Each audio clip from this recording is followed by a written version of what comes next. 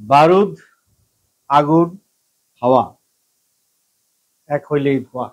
ডায়লগটার সঙ্গে সিং করে করে সেই সিগারেটের তামাক মুখে নেয়া, সিগারেট ধরানো এবং সেটার সঙ্গে সিনেমাটোগ্রাফি, কালার গ্রেডিং এবং ব্যাকগ্রাউন্ড মিউজিক জাস্ট আমার গুজবাম তুলে দিয়েছে। বলছিলাম জঙ্গলির এইমাত্র পাবলিশ হওয়া টিজারের কথা। আমি সকাল থেকে অপেক্ষা করছিলাম যে জঙ্গলির টিজারটা দেখব এবং ট্রুলি স্পিকিং আমি ধরে নিয়েছিলাম যে জঙ্গলির টিজার দাগির টিজারকে বা বরবাদের টিজারকে ফাইট দিতে পারবে না, বরবাদের টিজারের আশেপাশে যাইতে পারবে না, বা দাগির টিজারকেও ছুঁতে পারবে না, এরকম একটা ধারণা নিয়ে আমি অপেক্ষা করছিলাম জঙ্গলির টিজারটা দেখব। এবং আমার ধারণাকে ওই যে ধপিরা যেভাবে কাপড় ধয় না, কাপড়টা বাড়ি মারে, ওইভাবে আমার ধারণারে হাতের মধ্যে নিয়ে জঙ্গলির টিজারটা একটা ঠাস ঠাস করে বাড়ি মারলো। আমার ধারণা সম্পূর্ণ ভুল প্রমাণিত করে জঙ্গলির টিজারটা এরকম একটা আগুন টিজার দিল যে ভাই এই ঈদে দাগি বলেন, বরবাদ বলেন, জঙ্গলি বলেন, মানে প্রত্যেকটা সিনেমাই মানুষের হৃদয়কে টাচ করবে, মানুষের ইমোশনকে টাচ করবে, মানুষের আবেগ নিয়ে খেলবে, মানুষকে বলতে বাধ্য করবে যে না একটা সিনেমা দেখলাম, পয়সা উসুল হলো। আমি ভেবেছিলাম এই ঈদে বরবাদের আশেপাশে কোনো সিনেমা থাকতে পারবে না, বরবাদের আশেপাশে কোনো সিনেমা জায়গায় নিতে পারবে না, কিন্তু দাগি বা জঙ্গলির টিজার দেখার পরে আমার ধারণা ভুল প্রমাণিত হয়েছে।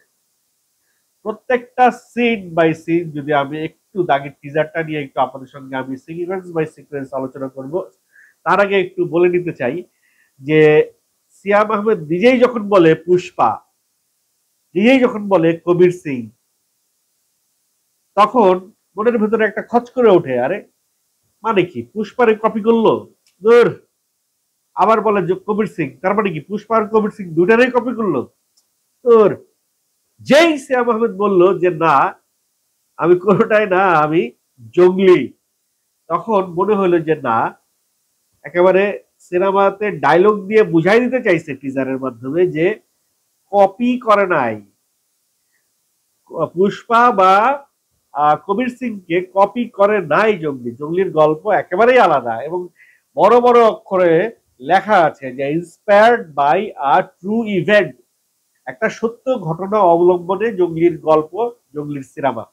অর্থাৎ আমরা যারা চিন্তা করছি যে লার্জার দ্যান লাইফ একটা মুভি দেখবো, আমরা যারা চিন্তা করছি পুষ্পার মতো কমার্শিয়াল অ্যাকশন দেখবো, কবির সিং এর মতো তার ছেড়া একটা ক্যারেক্টার দেখবো, হয়তো দেখবো, কিন্তু গল্পটার ভিতরে একটা সত্য ঘটনা আমরা খুঁজে পাবো। যে শিশু শিল্পী এখানে অভিনয় করেছে, সেই শিশু শিল্পীর বাবার চরিত্রে আমাকে অভিনয়ের জন্য ডাকা হয়েছিল, অডিশন নেওয়া হয়েছিল, সম্ভবত তাদের পছন্দ হয় নাই, আমাকে নেওয়া হয় নাই সেই অডিশনে, হয়তো আমার চাইতে ডিরেক্টর আমাকে পরে বলেছে আমার চাইতে আরো কম বয়সী বাবা লাগবে এবং পরে আমার চাইতে আরো কম বয়সী কোনো ক্যারেক্টারকে সেখানে প্লেস করা হয়েছে। তো আমি টিজারে সেই বাবার চেহারাটা দেখার জন্য অপেক্ষা করছিলাম, যাই হোক এখানে দেখানো হয় না, হয়তো সিনেমাতে গিয়ে দেখবো। বুবলিকে এই প্রথম জঙ্গলির কোনো প্রমোশনালে দেখা হলো চশমা পরিহিত অবস্থায়। বুবলিকে খুব ভালোই লাগছিল, একটা রোমান্টিক ফিল পাওয়া গেল বুবলির অ্যাপিয়ারেন্সে। চলেন একটু টিজারের ফ্রেম বাই ফ্রেম একটু আপনাদের সঙ্গে আলোচনা করি। প্রথমেই বলছে use the headphones for better experience. আসলেই এটার যে ব্যাকগ্রাউন্ড মিউজিক আসছে, এই ব্যাকগ্রাউন্ড মিউজিক আপনি নর্মাল স্পিকারে শুনে মজা পাবেন না, আপনাকে হেডফোন দিয়ে শুনতে হবে। প্রথম সিনেই সিয়াম আহমেদের হাতে হচ্ছে গিয়ে সিগারেট, ধূমপান স্বাস্থ্যের জন্য ক্ষতিকর, সেই ব্যাপারে কোনো নির্দেশনা যদিও দেওয়া নাই। একটা বাইকের বাইকটা সিয়াম আহমেদের বোধহয় একেবারে সঙ্গী, একেবারে সবসময় সঙ্গী হিসেবে বোধহয় এখানে প্লে করছে। বাইকটার একটা বড় ক্যারেক্টার আছে মনে হয়, বাইকের ভেতরের থেকে যেভাবে একটা ক্রিকেট ব্যাট রাখার একটা যে সেট আপ রেডি করছে, এটা আমার কাছে খুবই আইকনিক লাগছে, অনেক অভিনব একটা বিষয় লিখেছে। এই বিষয়টার জন্য যে এই সিস্টেমটা ইনভেন্ট করছে সিনেমার মধ্যে, এটা যদি ডিরেক্টর করে থাকে বা সিনেমা করে থাকে বা অন্য কেউ করে থাকে, তাকে আমি একটু ধন্যবাদ জানাতে চাই আমার এই কন্টেন্টের মাধ্যমে।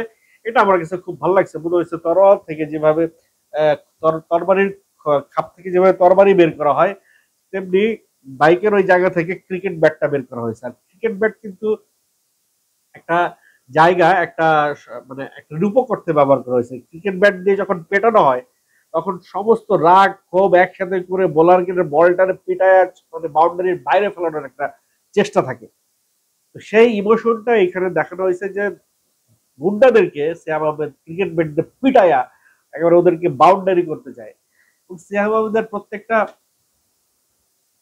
দৃশ্যতে তাকে সিগারেট, মদ এগুলোতে এবং দাড়ি টাড়ি সবকিছু মিলে তাকে একটা জুয়ারি মানে কি বলে নেশাগ্রস্ত কোনো একটা ক্যারেক্টার হিসেবে তাকে হয়তো এস্টাবলিশ করার চেষ্টা করছে। একটা সিকোয়েন্সে দেখা যাচ্ছে যে শ্যাম আহমেদ লুঙ্গিটারে এইভাবে উঁচা করে লুঙ্গিটারে ক্রস করে একেবারে তামিল একটা ফিল আছে, ভাইব আছে।